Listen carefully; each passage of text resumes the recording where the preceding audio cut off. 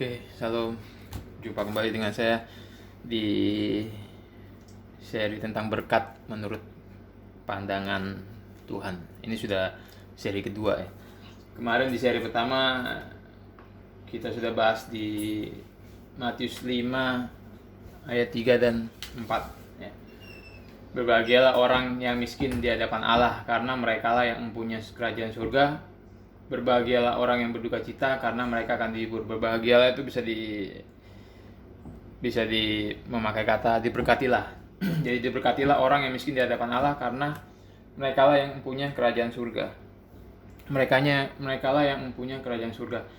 Nah, ini bukannya untuk masuk surga kita harus punya keadaan miskin secara roh gitu. miskin miskin secara rohani ya, poor in spirit ya. Miskin di hadapan Allah itu miskin secara rohani, keadaan dimana kita sudah nggak ada harapan karena dosa ya. Setiap hari kita nggak luput dari dosa, gak ada harapan.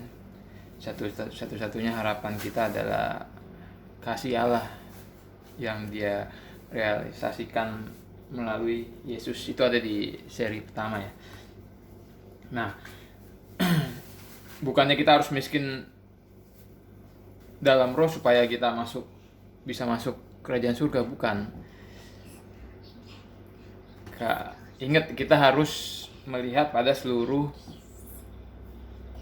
kebenaran.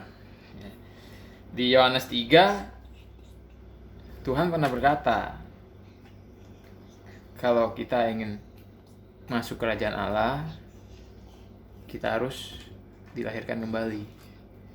Jadi syarat mutlak untuk masuk kerajaan Allah, kita harus dilahirkan kembali, menjadi ciptaan baru.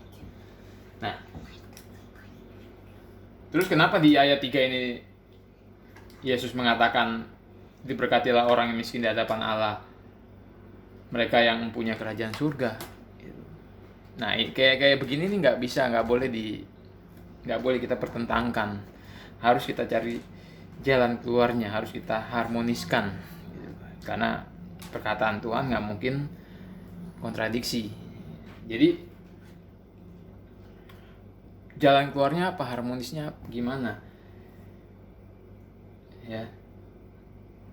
Kita nggak bisa seperti seorang filsafat mengambil satu ayat, berpikir terus oh iya inilah caranya masuk surga, kita harus miskin dalam roh. Enggak ya. Kemarin contohnya dari Matius 7 ayat berapa itu, bukan yang berseru padaku Tuhan Tuhan yang akan masuk ke dalam kerajaan surga, tapi mereka yang melakukan kehendak Bapa. Terus dia bilang untuk masuk ke dalam kerajaan surga kita harus melakukan kehendak Bapa. Nah, itu salah. Itu sama aja mengajarkan keselamatan karena perbuatan baik. Sedangkan kekristenan, Yesus selalu mengajarkan keselamatan itu karena percaya. Nah, di sini gimana cara harmonisnya? Berarti kalau saya menyimpulkan miskin dalam roh ini adalah karakter dari orang yang sudah lahir baru. Gitu loh. Buah dari orang yang sudah lahir baru. Jadi seorang ciptaan baru, dia punya karakter miskin di dalam roh, bergantung pada Tuhan, dan selalu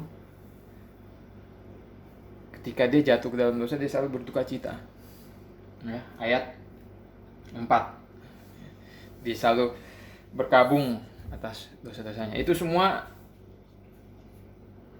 ciri-ciri ya, karakter dari seorang ciptaan baru, orang yang sudah lahir baru. Jadi semua khotbah di gunung ini ya, berkat menurut pandangan Tuhan ini adalah ciri-ciri, bisa dikatakan ciri-ciri orang yang sudah lahir baru. Semua ada di sini. sampai dia puncaknya jadi seperti gambaran Kristus, ya. Nah, ingat ya, kita ini teolog, bukan filsafat. Ya, filsafat itu bagus, pemikir. Tapi ketika kita mendapatkan satu ayat, kita pikirkan, kita harus melihat kepada seluruh kebenaran, kepada seluruh bagian kitab suci. Nggak boleh sampai kontradiksi. Gitu. Nggak bisa kita ambil satu ayat, kita mikir terus, yes, kita ngambil kesimpulan tanpa melihat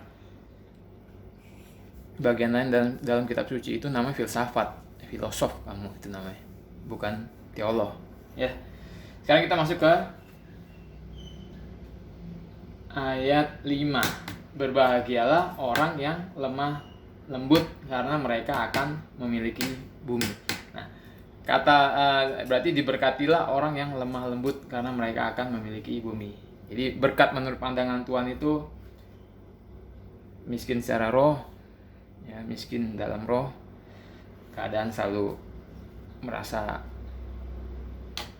berdosa, keadaan berkabung. Sekarang diberkati menurut Tuhan itu orang yang lemah lembut. Lemah lembut ini memakai kata praus. Bagaimana mengartikan lemah lembut ini bukan orang yang lemah gemulai kayak bencong, kayak banci, bukan. Kalau saya belajar dari penulis-penulis, penafsir-penafsir, lemah lembut ini orang yang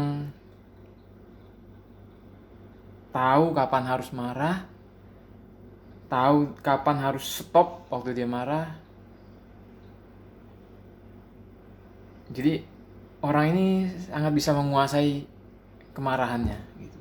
Ya, kan kita tahu ya, marah itu nggak sepenuhnya dosa. Musa yang lembut hatinya, dia pernah marah. Yesus apalagi, dia bilang, datanglah padaku, aku lemah lembut. Tapi dia bisa marah. Jadi dia marah secara tepat, gitu. Dia tahu kapan harus marah, dia tahu kapan harus berhenti ketika dia marah, ya. Jadi dia bisa menguasai dirinya dengan baik. Ini nggak gampang. Kalau ngomong gampang, ya, kalau saya ngajar gini gampang, tapi nggak gampang kita menguasai kemarahan kita. Kita sendiri ya, lemah lembut ini kan termasuk juga buah roh. Ya, buah roh itu adalah karakter dari orang yang sudah lahir baru. Jadi buah roh itu juga, kita tuh seperti stepnya tuh seperti tangga. Hari ini kita bisa di tangga ketiga, besok di tangga keempat kita gagal misalkan. Kita terus diuji sama Tuhan, kita terus dibersihkan sebagai ranting yang dibersihkan. Kita terus diuji, dikasih masalah, dikasih cobaan, sampai di tangga berapa kita? Di tangga kelima kita, misalkan kita di tangga 5, anak tangga ke-6 kita berhasil. Besok di tangga 7 kita gagal, jatuh. Jadi kita terus sekolah, dilatih. Sama makanya kayak di ayat 3. Jadi itu perasaan kita miskin dalam roh itu karena kita sewaktu-waktu ketika kita dilatih, kita bisa jatuh, gitu. Jadi nggak gampang untuk lemah lembut ini, nggak gampang. Saya sendiri juga, kita semua belajar. Saya sendiri juga belajar. Nggak ada yang sempurna, nggak ada pertobatan yang sempurna. Tapi perubahannya nyata, gitu toh. Ya. Berbahagia orang yang lemah lembut, ya, lemah lembut karena mereka akan memiliki bumi. Memiliki ini memakai kata teks Yunaninya, memakai kata teks Inggrisnya memakai kata inherit. Inherit itu bisa diartikan mewarisi, ya, mewarisi. Ya. Nah, sebelum saya lupa, saya tambahkan lemah lembut ini juga berhubungan dengan keadaan miskin dalam roh. Karena kita ngerti keadaan kita tuh, kita bisa dapat jatuh dalam dosa kapanpun, kapan aja kita bisa jatuh dalam dosa. Kita rentan, kita ini lemah, mengharuskan kita harus bisa menguasai diri kita, kemarahan kita, karena kita tahu bahwa kita ini juga manusia berdosa gitu. Kita ini juga manusia yang sangat membutuhkan kasih karunia Tuhan, belas kasihan Tuhan. Jadi sebenarnya gak ada apa ya, ketika kita marah, kita tuh ya nggak ada haknya juga untuk kita untuk meledak-ledak gitu, karena kita sendiri pun masih bisa jatuh. Itu yang menimbulkan lemah lembutnya kita harus ngerti bahwa kita ini miskin dalam roh, makanya kita harus lemah lembut, kita harus tahu, kita harus menguasai diri gitu. Ya ingat, karena ini buah roh, artinya itu semua adalah dari Roh Kudus, karunia dari Roh Kudus, bukan hasil usaha kita. Kita nggak bisa bangun tidur duduk di pinggir ranjang terus kita ngomong lemah lembut, aku harus lemah lembut hari ini, aku harus sukacita. Nggak bisa, itu namanya kamu pura-pura. Jadi buah roh itu ya karunia dari Roh Kudus keluar sendiri. Kita paling kita hanya bisa berusaha untuk supaya buah roh kita itu menjadi matang, dan buah itu bisa matang nanti. Kita bisa mengusahakan secara tanggung jawab kita bisa mengusahakan buah itu matang ya. Tapi ingat juga, ketika kita berusaha untuk mematangkan buah itu, kita pasti berdoa sama Tuhan, minta sama Roh Kudus supaya kita ini bisa bertanggung jawab, berusaha untuk mematangkan buah roh kita ya. Dan pasti Roh Kudus, Tuhan pasti akan menjawab itu. Kita pasti akan mendapatkan, hari lepas hari kita pasti akan mendapatkan kematangan itu. Jadi secara kesimpulan, yaitu pekerjaan Tuhan juga dalam kita gitu. Kita harus tetap punya perasaan tanggung jawab, dan ketika kita berhasil, ketika kita menuju ke sana, itu semua karena Tuhan yang menopang kita, memberikan kita kekuatan ya. Diberkatilah orang yang lemah lembut, karena mereka akan memiliki bumi. Jadi nggak ada chance buat kita untuk menyombongkan diri, karena semuanya adalah pekerjaan kekuatan Tuhan dalam diri kita. Mewarisi bumi ya. Bumi dalam teks Yunaninya, bumi ini juga bisa diartikan tanah. Bumi, tanah, negeri. Ya, kita tahu Israel dijanjikan tanah perjanjian ya. Dan itu menjadi berkat buat mereka. Jadi diberkatilah orang yang lemah lembut, karena mereka akan mewarisi tanah ya. Jadi dulu Israel berkatnya ini berkat jasmani, berupa tanah perjanjian ya. Nah ini kan cocok toh, diberkatilah orang yang lemah lembut, karena mereka akan mewarisi berkat ya. Dulu Israel berkatnya tanah perjanjian, sedangkan kita di perjanjian baru, tanah perjanjian kita apa? Ya karena kasih karunia Tuhan, kita bisa hidup di dalam kerajaan Allah ya. Manifestasi dari kerajaan Allah.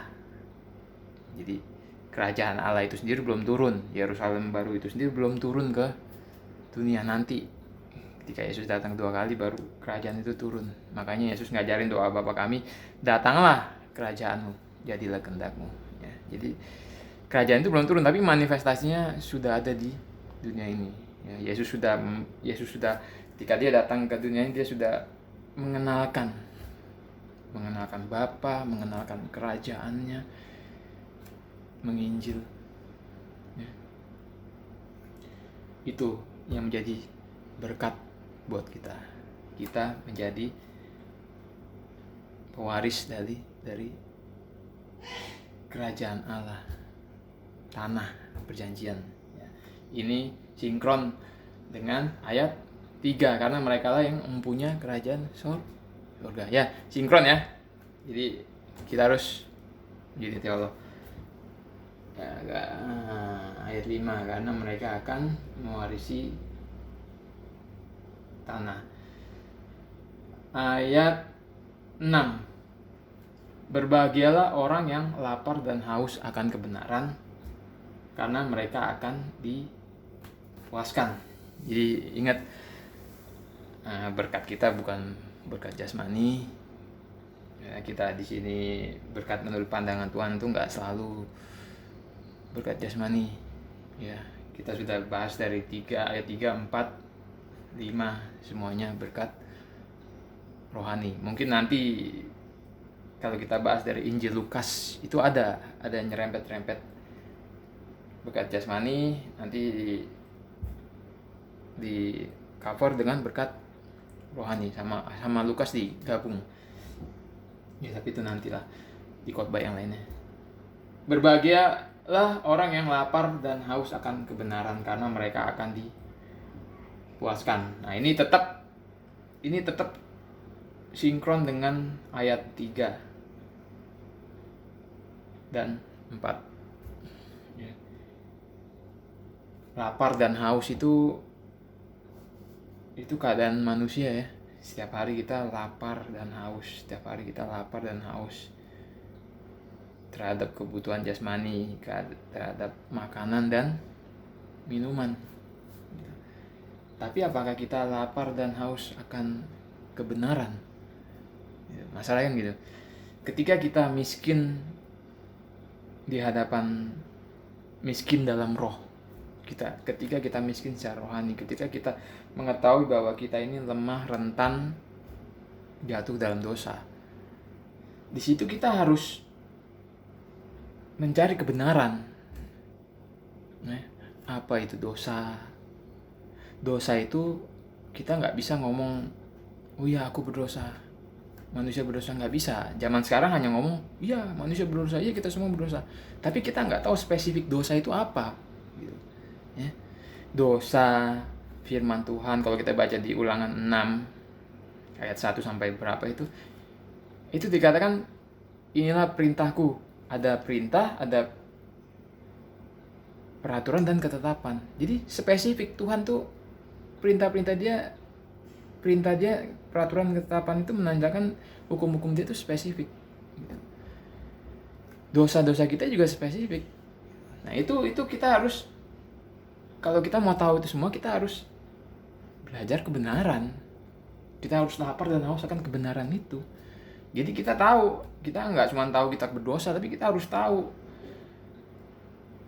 apa yang kita omongin itu dosa atau enggak, apa yang kita lihat itu dosa atau enggak, apa yang kita lakukan itu dosa atau enggak. Menurut kita itu enggak berdosa, apakah menurut Tuhan itu berdosa? Gitu. Menurut kita boleh, apa menurut Tuhan itu boleh? Belum tentu kan boleh. Makanya kita harus lapar dan haus akan kebenaran itu. Kita harus belajar dari firman Tuhan, menyelidiki firman Tuhan. Itu namanya lapar dan haus kebenaran. Kita harus banyak-banyak berdoa. Ketika kita mau membaca, kita berdoa pada Roh Kudus, kita minta dibukakan mata kita, mata rohani kita, supaya kita bisa melihat apa aja sih kelemahan-kelemahan kita, apa aja sih dosa-dosa kita. Ya. Roh Kudus yang menuntun kita pada seluruh kebenaran. Dia akan menginsafkan dosa, itu pekerjaan Roh Kudus, gitu. Ya. Jadi ini berhubungan. Kita belajar firman Tuhan, kita berdoa, dan karena kita sudah ngerti, ketika kita belajar apa itu dosa, kita ngerti apa yang boleh dan gak boleh, ya. Kita minta pertolongan Tuhan, kita berdoa untuk dijauhkan dari pencobaan, seperti yang dikatakan Tuhan di doa Bapa kami yang diajarkan oleh Yesus, doa Bapa kami. Ya, ingat ya, doa Bapa kami itu mencerminkan keinginan hati Tuhan Yesus. Ya. Zaman sekarang orang Kristen lebih senang sama doa Yabes, doa yang ada di kitab Amsal, ya. lupa sama doa Bapa kami, padahal itu diajarkan oleh Tuhan langsung. Itu keinginan hati Tuhan. Ya. Bapa di surga, dimuliakanlah namamu, datanglah kerajaanmu, jadilah kehendakmu di bumi seperti di dalam surga. Itu semua keinginan Tuhan, keinginan Yesus. Kerajaannya datang, Bapa dikenal, dimuliakan. Ya. Datanglah kerajaanmu, jadilah kehendakmu di bumi seperti di dalam surga. Dikuduskan namamu. Bapa itu menjadi hubungan yang erat dengan kita. Kita menyebut dia Bapa, tapi di surga, ya. Jadi erat tapi sopan, gitu. Ya.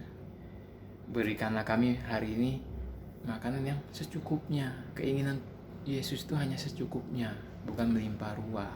Ya, sama kayak di mewarisi bumi ini bukan masalah berkat jasmani seperti yang diajarkan di teologi kemakmuran.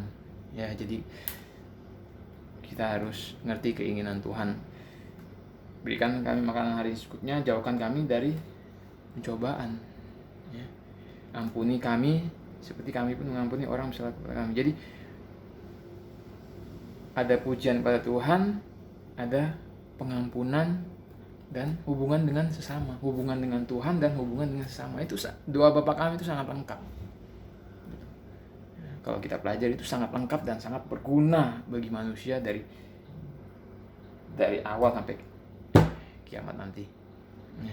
Makanya jangan taunya doa Yabes tok, tiap pagi doa Yabes mulu.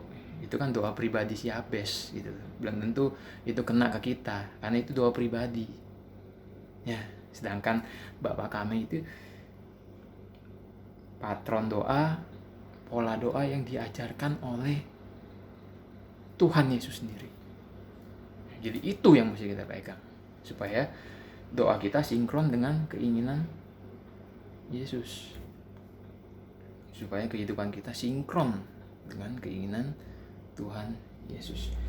Nah, lapar dan haus akan kebenaran, kita menyelidiki kebenaran, berdoa, minta dijauhkan dari dosa-dosa itu, ya. Karena mereka akan dipuaskan. Artinya dipuaskan ya kita mendapatkan itu. Apa yang kita doakan, apa yang kita pelajari firman Tuhan, apa yang kita doakan, apa yang kita minta, kita mendapatkan. Makanya tadi saya bilang, ketika kita minta sesuai dengan janji Allah, ketika kita minta dimatangkan secara buah, Tuhan pasti kasih, karena itu janji Tuhan, ya. Dipuaskan, ya.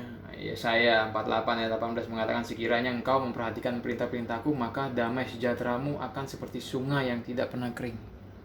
Sungai yang tidak pernah kering, terus dipuaskan, dapat terus, dan kebahagiaanmu akan terus berlimpah seperti gelombang-gelombang laut yang tidak pernah berhenti.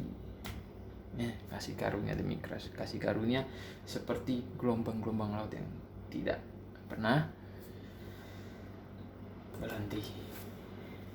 Ya, jadi diberkatilah orang yang lapar dan haus akan kebenaran, ya, karena mereka akan dipuaskan. Kenapa kita harus lapar dan haus akan kebenaran? Kita ini manusia berdosa, kita nggak luput dari dosa, ya. Bahkan perintah terutama dalam Alkitab, kasihilah Allahmu dengan segenap hati, akal dan kekuatanmu. Ya, kalau saya nggak salah itu di Matius berapa itu? Matius.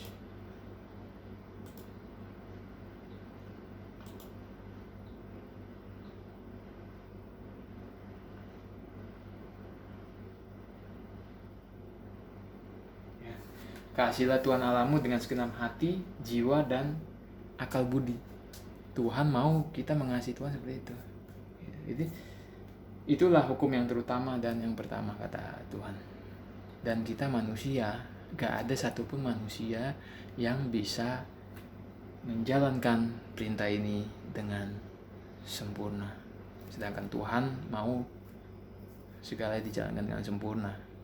Kita manusia gak ada. Makanya kita manusia Setiap hari kita membutuhkan kasih karunia Tuhan. Setiap hari kita jatuh dalam dosa bahkan karena perintah yang terutama ini. Ya. Makanya kita harus lapar dan haus akan kebenaran. Kita harus menyelidiki firman Tuhan sehingga kita tahu dosa-dosa kita dengan spesifik. Kita tahu perintah-perintah Tuhan dengan spesifik. Ya, oke. Nah, ini sudah menit ke 25. Nanti ayat 7 dan 8 kita jumpa di video selanjutnya. Tuhan Yesus memberkati.